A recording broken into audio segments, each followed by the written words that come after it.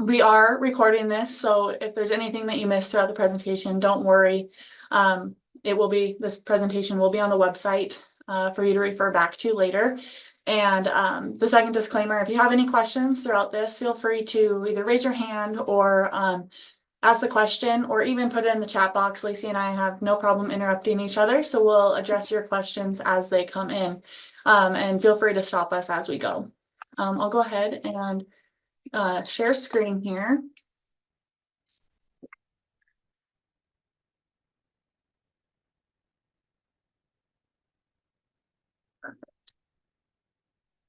All right. We'll start by going to the school finance website. To get there, you'll go to opi.mt.gov. That takes you to the main OPI website. From there, you'll go to leadership and school finance. I would recommend going through this with me and bookmarking these as we go. The first step is making sure that you have access to Mayfairs. To assure that, you'll click on this School Finance Application Resources button, scroll down where it says Application Login Links, and click the Mayfair system. This will take you to the OPI Secure portal where you can attempt to log in. If you do have a login, great. If not, you'll go back to that OPI website and click the School Finance Access Form. This access form will be sent to the OPI School Finance at mt.gov email address, which is monitored by our computer support specialist, Amanda Ziggin. Amanda has been receiving quite a few of these, and so if you do have to send one, be sure to give her some grace with timing, as they're coming in pretty fast. In order to add roles to a new account, make sure you click this Add Role button. And you will also need authorized representative signature, which would likely be your superintendent. Once that's all filled out, you can send it on to Amanda and she'll get you processed. This page down here does give you descriptions of what all of the roles are defined as. So if you have any questions, you can refer down here, and if those don't answer it, then feel free to reach out to us. From there, you'll go to the budget section of our website. And then budget spreadsheet and guidance is where you'll find the budget instructions. And the next tab, the budget timeline, is where you'll find the budget timeline. I recommend you open a copy of this and save it to your desktop and read through it, just so you're aware of all the upcoming deadlines. It points out that no later than August 15th, your TFS should be sent to the county superintendent, and no later than September 15th, that budget should be submitted. Under budget spreadsheets and guidance, it shows you the fiscal year 2025 budget instructions. I would recommend saving this to your desktop as well, so that you have easy access to it. Section 1 outlines the brief overview and also gives you contact information for people who would be able to help you with any questions you may have. Scrolling down to section 2, it outlines everything that needs to be completed prior to completing your budget. Be sure you are reconciled with your county. That should be done before you begin the TFS, but just a special note on that. And then section 3 gives you step-by-step along with how to fill out your budget. Lacey will go through that here in a little bit, but this is where all the steps will be completed. From there, you can go ahead and click this button down here, Preliminary Budget Data Reports, and you'll want to pull that for fiscal year 25 and have it handy. We're using Jefferson County High School, but just pulling a random one here. This is your PBDS with all of your direct state aid, quality educator, and at-risk student funding, etc. And I think that's all I have for the budget. So Lacey will go into the Mayfairs with you, and I'll go ahead and shut the camera off. And there we go.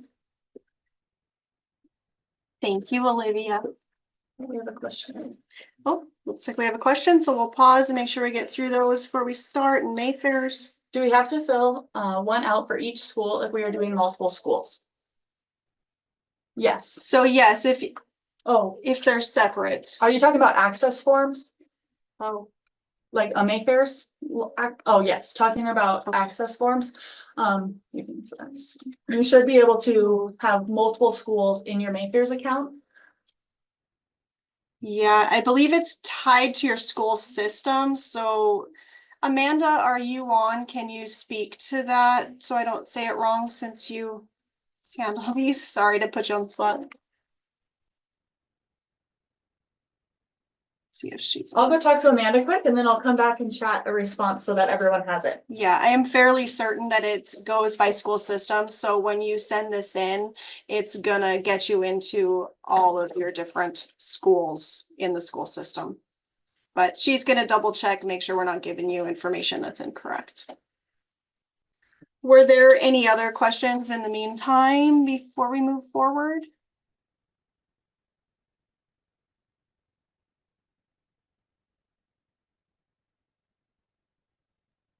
Okay. Seeing none, I will move forward, and then when Olivia comes back, she can update us. So once you've done all of your preparations, your TFS is complete, and now you're ready to put your budget into Mayfair's. You're gonna go to the school finance website. And you're gonna log in to Mayfair's. Here's the link. This will be the sign-on that it will bring you to get you into the secure portal. Yes, you need. Amanda says, yes, you do need a login form for each school district. So if you have multiple school districts, you need one for each. Can you explain that? Like they would need one for the high school and the elementary? No. She's on a meeting right now, so she just got to write yes to me. Well, most So- people are only gonna probably work one district, so. There's a few of you that do have multiple school districts, I believe, so yes, in that case, they would need one for each. Okay. All right, now that kind of got jumbled up, we'll continue on. So you guys will sign in here to get into Mayfair's. I'm gonna work out of our test system. And so my screen's gonna look a little different. I'm gonna jump over to my link there, but so my background is green. That's because that's OPI's test system. So yours will not be green like this.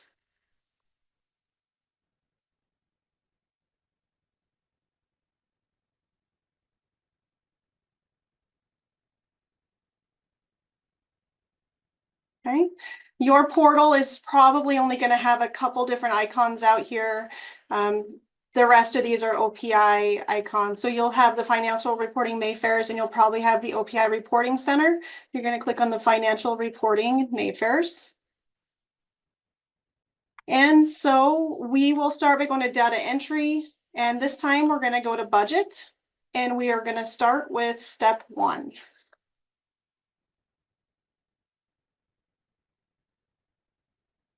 The very first thing you're gonna do is make sure you enter your taxable value in. The taxable values are usually put out by the Department of Revenue the first Monday in August. I believe that's August 5th. We expect to see those or around that time. So be keeping an eye out for that. We're working the fiscal year 25 budget. We're gonna pick on Jefferson High School and we did get permission from Lori. Thanks, Lori. But the information in here is probably not anywhere close to Lori's real information, so. So once you're in the screen, you're ready to input your taxable value. Your county will show up here. You're gonna put your new value right here. This, I believe, defaults, you don't enter that, and then you're gonna hit save.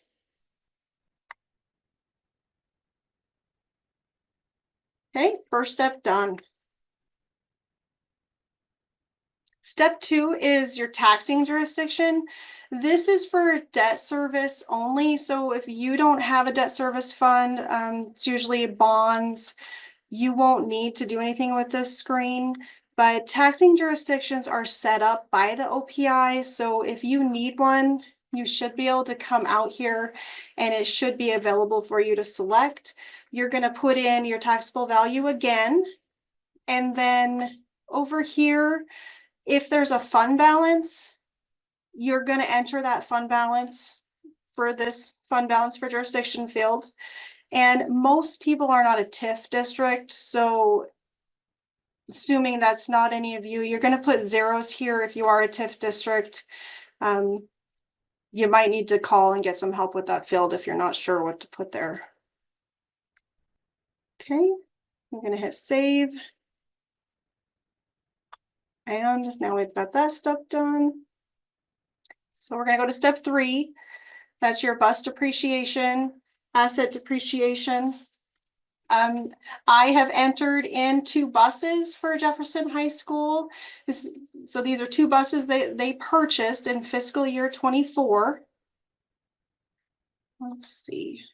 So you would go to the asset, set up assets, add a new asset. And then I entered in that they had purchased this bus in 2024, that it cost $150,000 to the district, the name of the bus.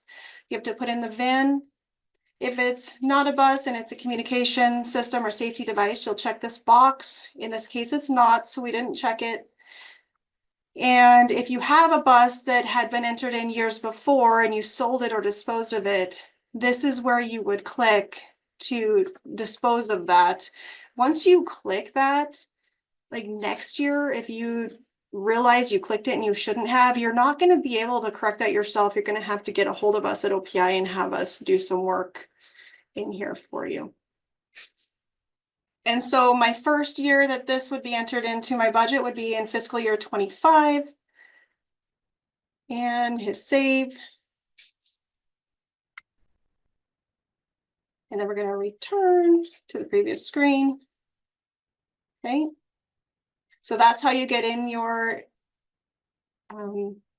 new buses and communication systems and stuff.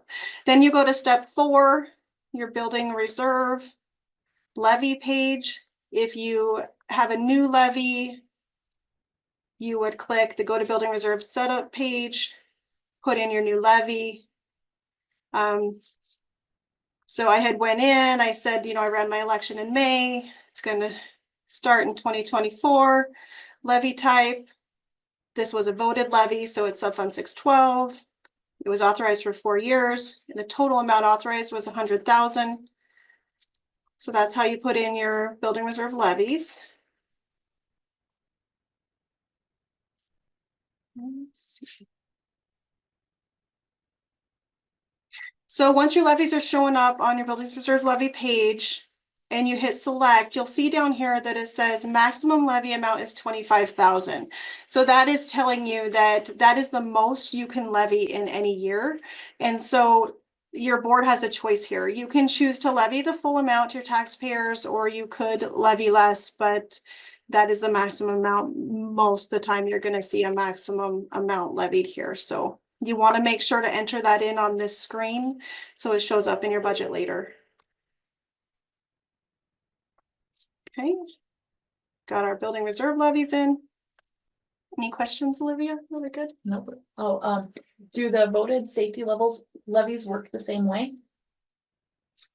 Yes, you would just choose the sub fund that fit that. Let's see. If we were going to add in a new building reserve. Whoops. That might not be the exact date for elections this year, but. And then you would click 611 voted safety levy. Perfect. And then the next question is, can you talk about the 613 levy for building reserve? I'm assuming that's permissive. And so there is an amount that each district could potentially permissively levy out of the building reserve. In order to have the ability and the authorization to do that, you would have needed to do that notice the end of March. Oh, put me on the spot. The name of that notice, notice of intent to increase levies is what that notice is. And it had to be published by March 30th in order to be able to do a permissive levy for your building reserve. But if you did that, I will get into that a little bit later when we get to the budget piece of that, on some tips on how to get that set up in your budget. So we'll talk about that a little bit later.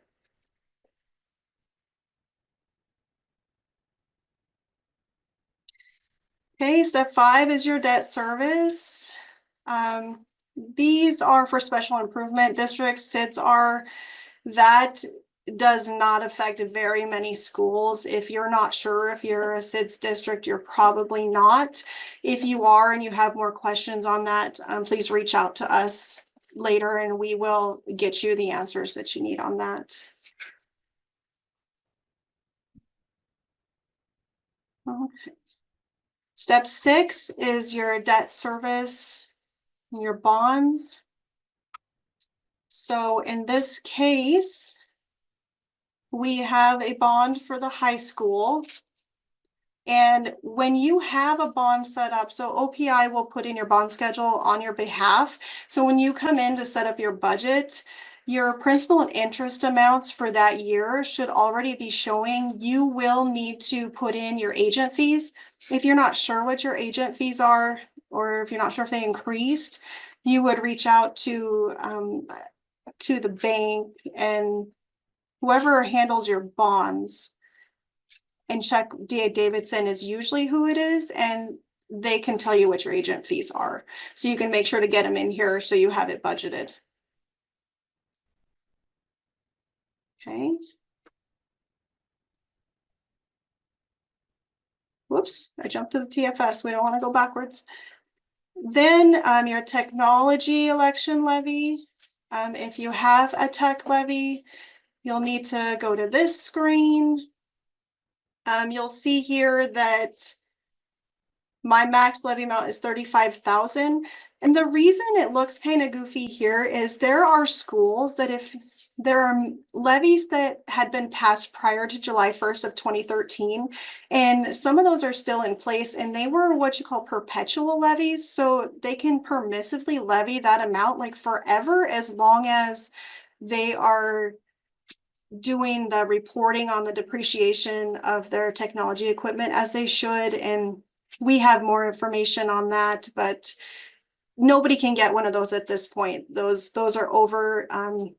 They're only for ones that had been in place prior to July 1st, 2013. In this case, this is one of those levies. And so Jefferson High School can permissively levy the $35,000 every year. And so we're going to go ahead and do that. Whoops. My keyboard doesn't like the 5 button. Why is that, Lacey? I don't eat or drink at your desk. I was just gonna clarify one thing for the building reserve. The levy would start in fiscal year 25 if it was voted in 24. There was some confusion on that, so I just wanted to reiterate. Thank you. I get going too fast sometimes. No, you're good. Okay, if you had a new technology levy to set up, you'd go to this button here. And you would put in all the information that pertained to that levy.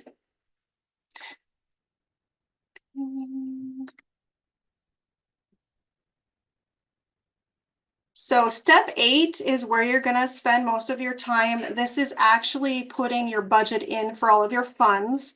So if you do the drop down here, it's going to show all of the budgeted funds. Not all of these funds necessarily apply to every school. Obviously, not everybody has adult ed. Not everybody has a non-op. Only non-operational schools will have those, so very few each year use that fund. And not everybody has a flex fund, not everybody has a debt service fund. So whatever funds apply to you, you'll need to come in and set your budget up. So we're going to go to the general fund. And this information here is all the same information that was provided to you on your preliminary budget data sheets in March. And in this particular case, Jefferson High School, if they ran an election levy and it passed, they could pass a budget for $3,019,882.5, and that would mean that on the ballot, $219,372.48 was approved by the voters. And so that's what we're going to adopt here today. And in order to get this to work, you have to put the amount on your ballot first. So you'll go to amount approved on ballot by voters.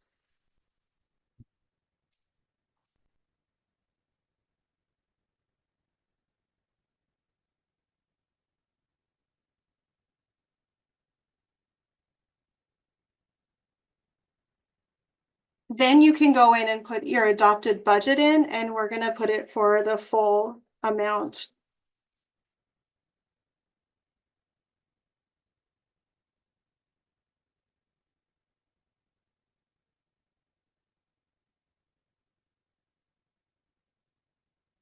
All right, so we've got what our adopted budget will be, how much was approved on the ballot, and then we're gonna go to the next tab, the reserves tab. So you have a choice here. So we have a fund balance coming forward from last year. Our cash is $620,000. Now that we've adopted our budget, you can see down at the bottom of the screen, you can hold a 10% reserves in your general fund. That is recommended. A lot of people do it. You don't have to, but the maximum amount of operating reserves you could hold is $301,988.25, which is 10% of your adopted budget. So we are going to go ahead and we're going to fill our reserves up with that maximum amount, because we want some cash flow for the times that we're not receiving taxes, to keep our fund in the black. And if there's an emergency at the end of the year, we would have those reserves that we could do a budget amendment if we absolutely had to and use them.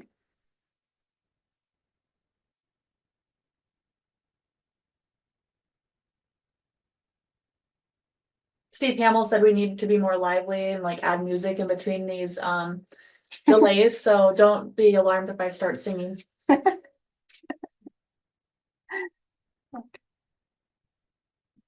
Yeah, Steve, you had to know that she was going to call you out at some point in this meeting, because you can't just stay retired. And watch these meetings without doing them.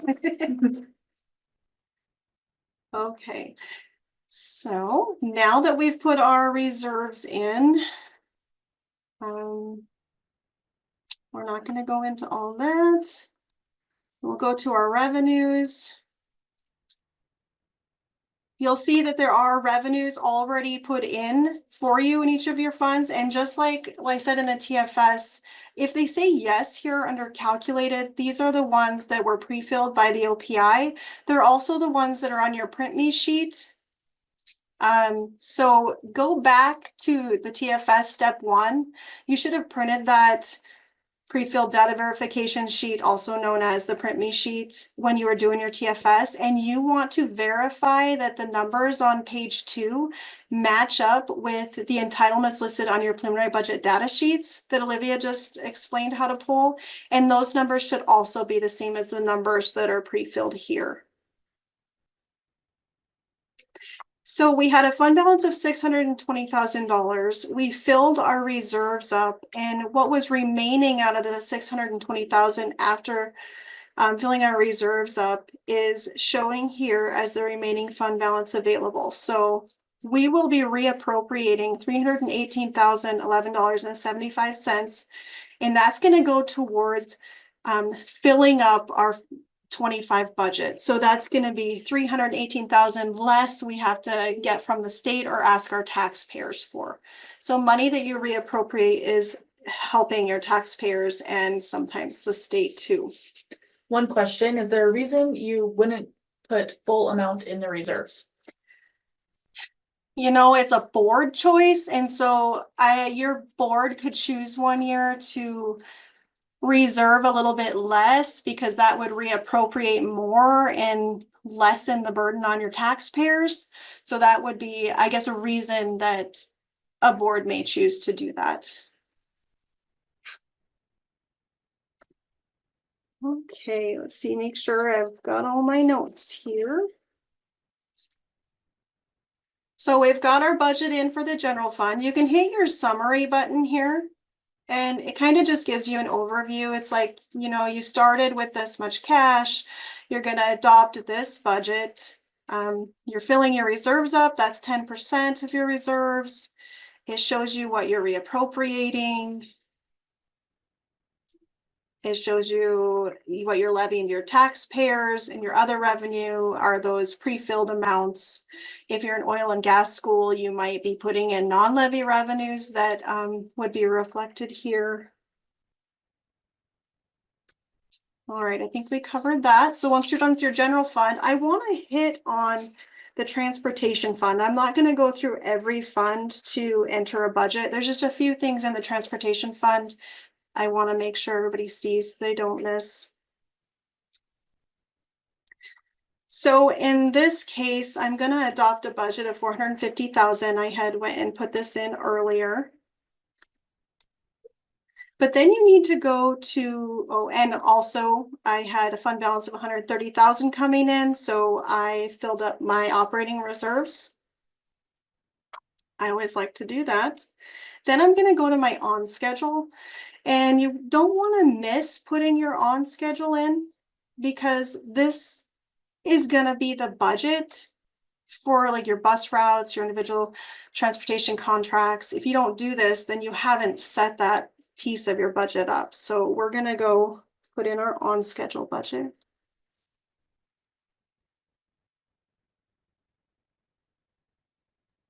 You'll see that when you do that, it subtracts that amount from your over schedule. So 450,000 was our transportation fund budget, but that budget breaks down to your on schedule and over schedule. And once you put that on schedule on, make sure you remember that you're allowed to have a contingency for your on schedule. And this is the piece that gets missed. We've had new clerks not realize that, and then they run short and they don't have those funds if they need them. So just want to make sure everybody remembers this piece. And then again, down below, it'll tell you what the amount, maximum amount is that you're allowed to adopt.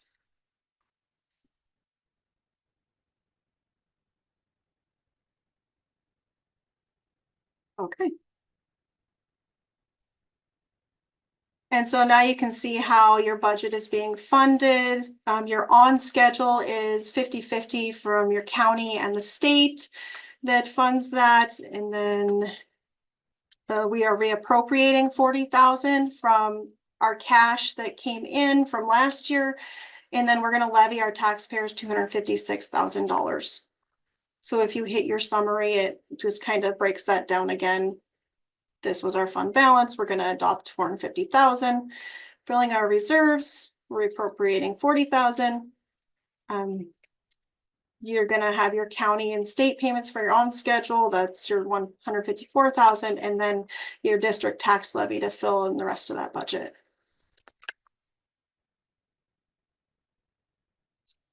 Okay, looks like so you're going to do that, whoops, for all of your funds. Oh, I'm kind of a hot mess right now. Let's see.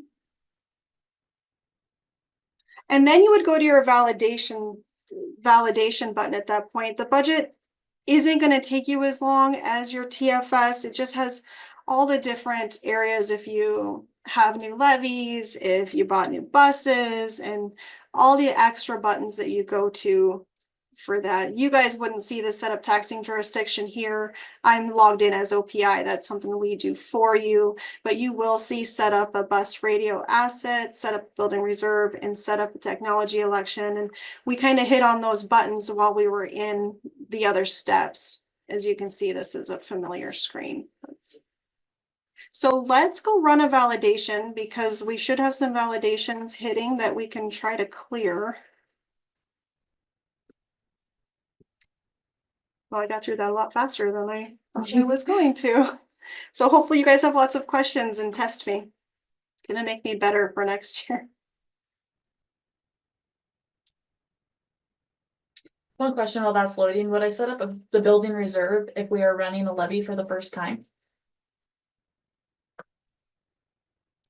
If you ran the levy and it passed prior to setting up your fiscal year 25 budget, then yes, you would need to get your building reserve fund opened. The chart of accounts, and I'll double check that, unless we can pull it up online and look. we'll come back to this validation report. That was a good question that you had.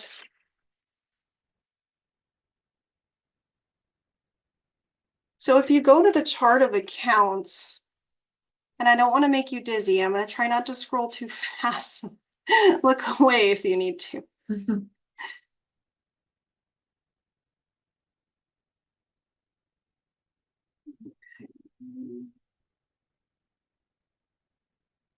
If you ever need to open up a fund, you can go to the chart of accounts and look, like starting on page 10, it lists all the funds. If over here in the legal authority, it ever says OPI approved, you have to reach out and request permission from OPI to open that fund.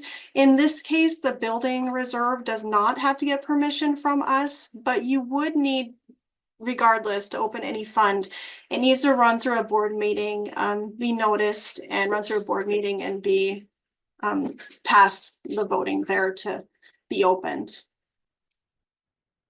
But Well, one of my schools is doing a building reserve levy at the one that doesn't need a vote for the first time. And I'm permissive.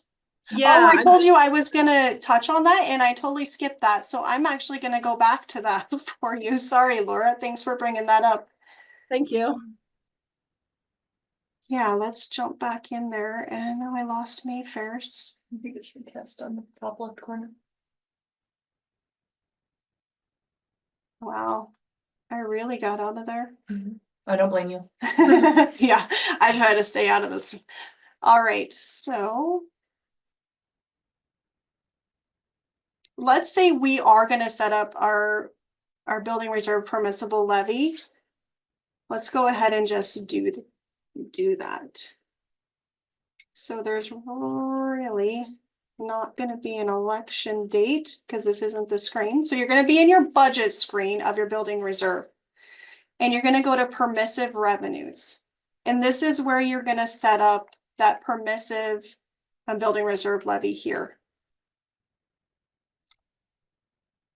And it would be this right here. So now the question is, okay, my board has decided we want to permissively levy in our building reserve. We've noticed the notice in March, so we know we are able to do that. Now what? So the state, it's different for all the schools on like what the match is, and Paul Taylor would be able to probably explain this in depth on what exactly that calculation is.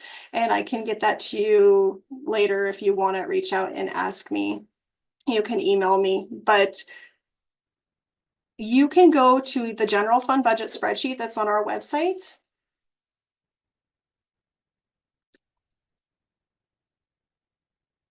And it's under budgets and budget spreadsheets and guidance. And it's this fiscal year 25 general fund budget spreadsheet. Usually takes a little while to open. It's been opening pretty quickly.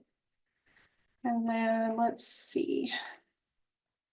0457 is my LE number.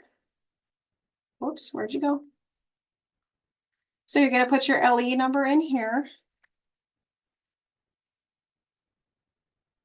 Okay. If you go to this building reserve tab, the red, pinkish red one, and find your school, it's in LE order. So 0457. So here's Jefferson High School. And so the maximum amount of my small box, the maximum amount I can bring in for this is $46,900. And this $16,516.53 is the maximum state share that I can get. So if I levy, each time you put in a levy amount for your school, it's gonna add what the state share would be.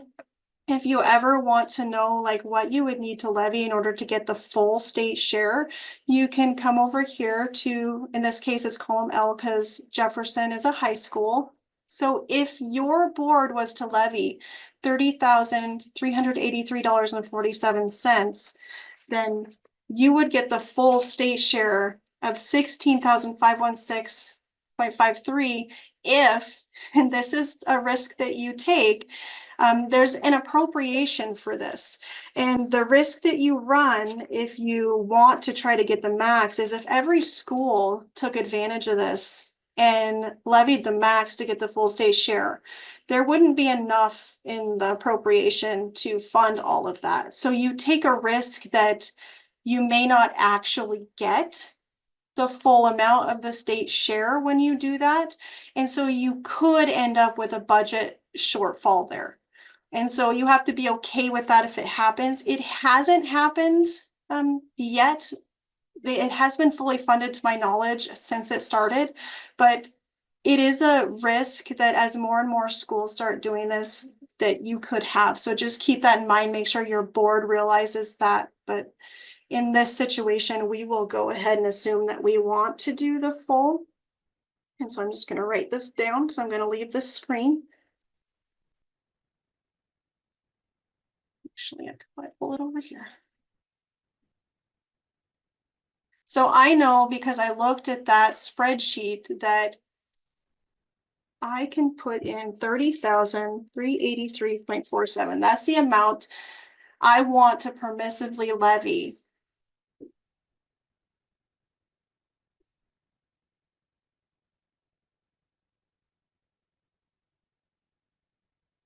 And so you can see that it automatically put in that the state is gonna kick in this amount. If I were to put in a different amount there, like say my board's like, nah, that's a pretty big jump to our taxpayers. We only levied 15,000 last year. We don't want to go any more than 20. You could put in 20. And it's going to reduce that state share because this report here shows that the match is 54 cents. So every dollar that you kick in, the state will kick in 54 cents is what that is saying. And you can see it's different school to school.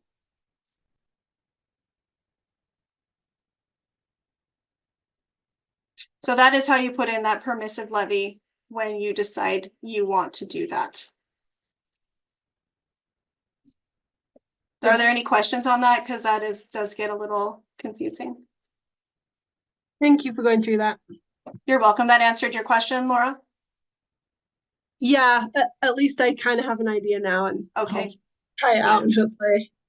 Thanks. Well, you know my number if you need me. Thank you. And there's a question, if we got the board to pass it and we want to start a compensation absences, do we then put it on the budget? So okay, compensated absence is a non-budgeted fund. So it will only budgeted funds are going to be in your budget. Okay. You will report on it in your TFS. If we jump over to the TFS here. Fund 21 is your compensated absence fund. You'll have to report on that fund in your TFS each year. Thank you. There is guidance on compensated absence fund. Once you've determined what your compensated absence liability is, you're only allowed to have up to 30% of that liability in your compensated absence fund. So that's something you'll have to monitor each year. And if you determine at the end of the year you have more than 30%, you need to move what's over back to your general fund. And if you have less, you can move up to the max to your compensated absence fund. So if you have any questions on that, when you get into that, let me know.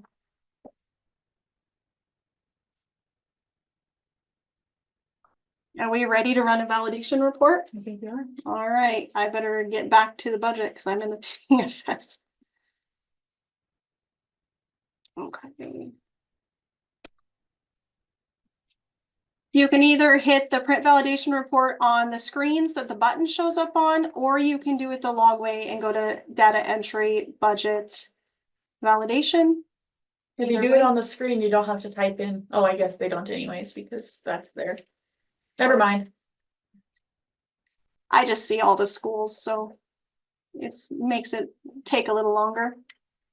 Uh-oh, we got some red stuff here. So this validation report, and hopefully you guys can see this. Is that too small? No, I can see it online. Okay. So it is split the same way as the TFS validation report. You, on the top part, you have your corrective validations. These are your validations that must be resolved and corrected before you can submit.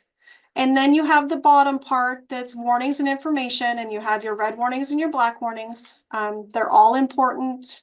We want you to, you know, definitely be looking at these red ones. Something's probably not right, but there may be those same things here in the warnings that are black that it's something that you probably should fix. So make sure you read through all of those and make sure you get them corrected. So let's start with this first one here. It says the levy amount has not been entered in the bus depreciation step for the asset Bluebird purchased in fiscal year 24 with a cost to the district of $150,000. A levy must be entered for every asset district owns that is not fully depreciated, even if it is zero. The asset must be marked as sold or disposed of on the bus depreciation, that's a trick word, asset setup page if the district no longer owns it. So if you remember right, I had entered in 2 new buses. It looks like I forgot to put my levy amount in for one of those. So let's go back and take a look at that. So we're going to go to our budget for our transportation fund.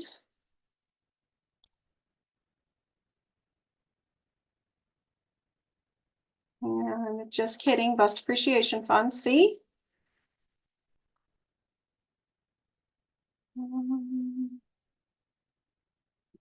All right. So we'll just check. Oh, yep. Look here. I put in that I bought this bus in fiscal year 24. I set it up as an asset, but I forgot to levy anything for it. Now, that's a warning because your board does not have to levy for your buses every year. This is an area in your budget that your board can choose to give your taxpayers a break and maybe not levy as much from year to year. So that's why it's just a warning. While I'm here, I'll check this one. Oh, I missed it there too.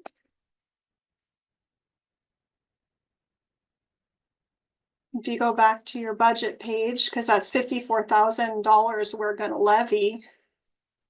And it'll show up here, district tax levy, $54,000. That's because I entered in those levies for my 2 new buses on that screen. Okay, let's reprint our validation report.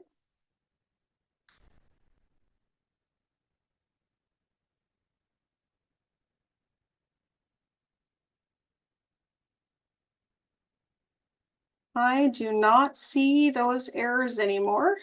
That cleared it. Oh, what's this? So now it's saying the adopted budget for Fund 17 for the current year is 0. The adopted budget was $46,335 last year. So this means more than likely I forgot to go to my adult ed fund and adopt a budget. Well, that could be really bad if we needed to adopt a budget and nobody caught it because you would not have a budget to work from. And look at that. That's exactly what happened. So we're going to add a new budget record. Let's see.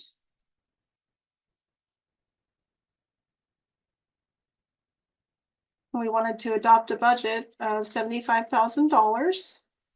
And you can hold reserves in your adult ed fund. And so I want to do that. And my max is $26,250, and I am bringing in $50,000, so I can fill my reserves up because I have enough cash there.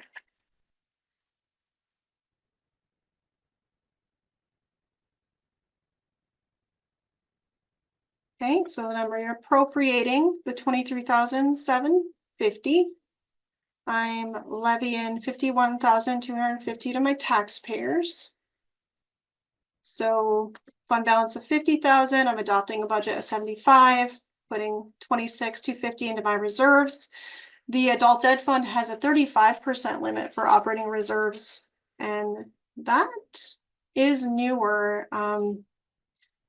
I can't remember what year, several years ago, they upped that to 35%, but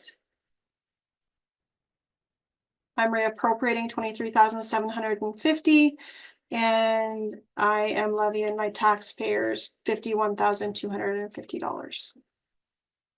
All right, what else was on our validation report?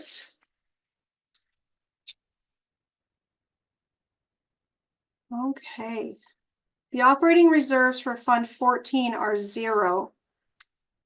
The entire fund balance will be used to lower the levy. Under normal circumstances, 0 reserves are not recommended. Okay.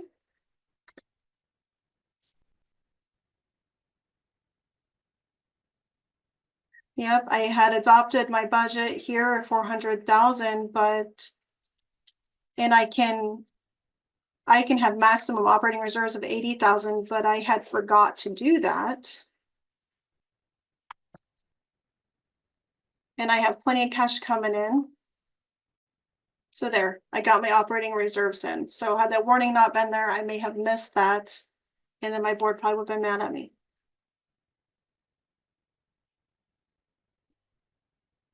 Okay.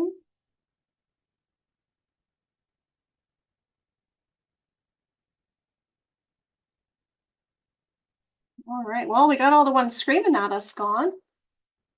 The amount designated as excess reserves in the general fund is 0, is less than the amount that could be reserved. The difference of that amount may be added to, okay. So excess reserves are a little different.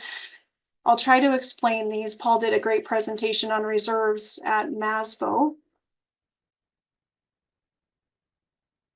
So if years prior and this year in your TFS, you had receipted in,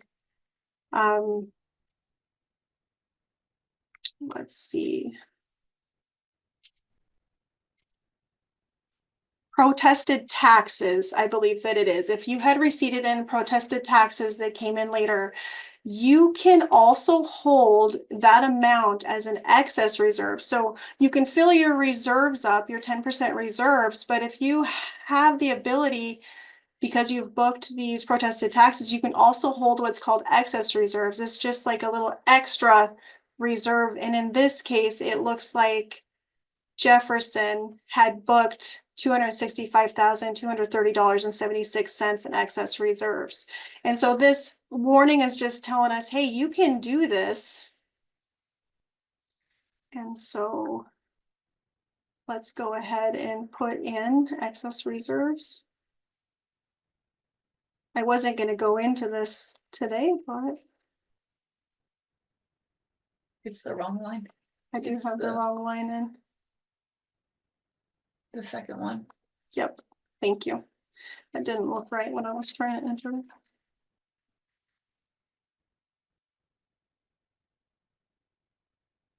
And what that's gonna do is I'm gonna reappropriate that much less for my taxpayers. So now I have this 620,000 coming in. I'm gonna fill up my operating reserves. I'm also gonna fill up my excess reserves because I have that ability. And then what's left, this 52,780.99 will be what I'm gonna reappropriate for my taxpayers. And you can see that in the summary here, unreserved fund balance reappropriated. Whoops. So. Are there questions on that? Because I'm sure there might be. There's a note that it's protested and or delinquent taxes and penalties and interest, just to add Yes. those two on there. Yes, you're right. Off the top of my, I couldn't remember all those revenue codes off the top of my head. So thank you for that. Appreciate it. Yeah, I think that was, yes. Extra things I was gonna touch on. Is there anything else anybody would like to see, like to talk about? I'm gonna go back to my validation report. I think we might have had one more left on there. Okay, there is one left on here. It is telling me a new asset has been entered and that the bus must meet legal definition of a school bus and meet minimum standards for school buses. passenger vehicles defined in 20-10-101 and 20-10-129 are not eligible. So that's just informational, making sure you know that if you bought a vehicle, you can't depreciate on that in your bus depreciation fund. So it's just making sure that you're aware of that and you're not trying to. And you can't clear this one. It's just informational. So I'm going to go ahead and turn my video back on and we can take more questions if we need to.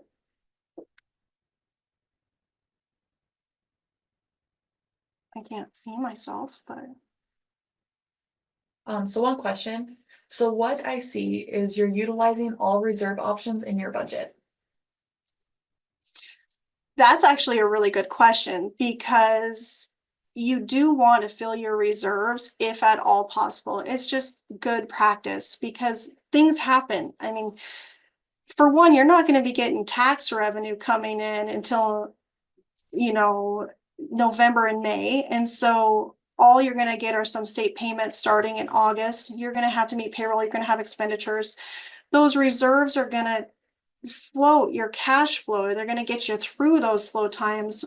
But also if something comes up, say you're getting towards the end of the year and you have a handful of veteran teachers that all decide they're retiring at the same time. Well, usually your budget's not going to be able to support those payouts.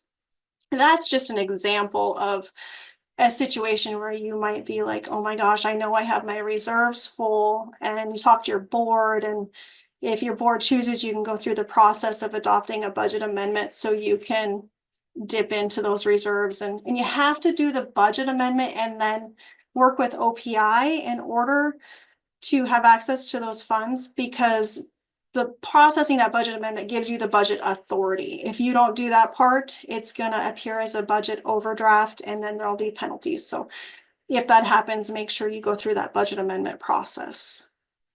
But there are funds that you don't want to necessarily reserve in. So let me give you an example. If you go to your bus depreciation fund, the bus depreciation reserve fund is already a reserve type fund, meaning so each year you can build on your cash that's there. You don't reappropriate anything. It can increase. And if you put a reserve in your bus depreciation reserve fund, which you can certainly do that, and it gives you an amount. All that's doing is if you want to spend that amount that year, you can't unless you do a budget amendment. So it would prevent you from that. It'd probably make more sense just to leave it all out there as your adopted budget, so you have budget authority for the full amount in that case. Same. The tech fund is the same way, the building reserve fund. Those would be funds that you could reserve in, but you may not want to. You don't have to reappropriate those funds at the end of the year, so there's really no need. One add I will make to excess reserves is you might need to talk to your county about identifying the prior year taxes and Yes. protested tax payments. Not all counties split those out for you, so that's just one note I'll add on that. Yeah, definitely. That's a good point. If your county's not breaking those out for you, then you're not booking them, and that's taking away your ability to hold excess reserves if you wanted to and could. And they probably, if they're not, they probably just don't even realize that that's happening to you. So good conversation to have with them.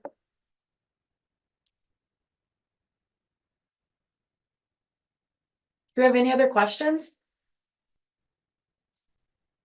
Yes, anybody? No.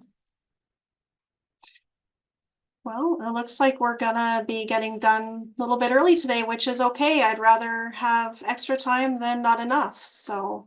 We know that this is a super stressful time, but you guys will do great. And just a reminder that we're always here Yes. to help you guys out. If we don't have the answer right away, we'll do whatever we can to get that for you. So, no question's a dumb question. Oftentimes we don't know either, so. Oh, where will these videos be located to rewatch? Great question. Oh, let me show you that real quick. I think I'm still sharing my screen. Yep. Yeah. If you go back to the school finance website and scroll all the way down, there's this webinars. And actually, I will tell you, there is a wealth of knowledge in prior years. So I know Paul Taylor has an amazing one on the preliminary budget data sheets in here that I personally go visit often. As I'm learning this job. I've only been here a year and a half, so, but it will be up in this area. The earlier TFS training will also be here. It looks like we already put something, and then Andrea's slide deck from her presentation yesterday are already here, so that's where you'll find them.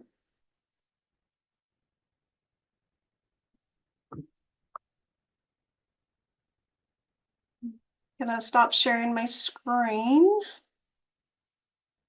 Here everybody is. Thank you all. We appreciate you. This was kind of our first real go around doing these live, and we hope that we can get some feedback from you and make them better for you next year. Take care. Thank you. Happy budgeting.